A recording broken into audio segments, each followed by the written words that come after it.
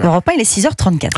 Les habitants du quartier Tesser à Grenoble sont toujours sous le choc après une fusillade mortelle dimanche soir. Un homme de 47 ans tué à l'arme à feu en pleine rue, 2 autres personnes blessées. Le tireur circulait à trottinette, il est toujours recherché à l'heure actuelle. Depuis ce drame, la présence policière est renforcée dans ce quartier sensible grenoblois. Un peu de répit pour les habitants, mais pas la fin du cauchemar pour autant. Le reportage européen de Noémie Loisel. Depuis leur balcon, les habitants observent dans leur rue la lignée de camions de CRS. Une présence policière qui rassure un peu les riverains, mais beaucoup sont encore très inquiets comme ces 2 hommes qui préfèrent rester anonymes par peur de représailles. Ça rassure un petit peu, mais bon, je me suis garé, 3 minutes après j'arrive chez moi, je vais à la fenêtre, je vois ça tire à tout va là, donc ça me fait peur parce que j'ai des enfants.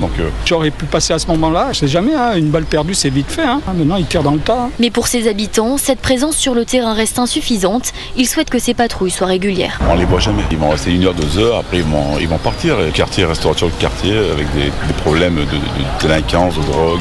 On vit avec, C'est pas prêt de changer. Des fusillades, souvent sous fond de trafic de stupéfiants pris au sérieux par les autorités.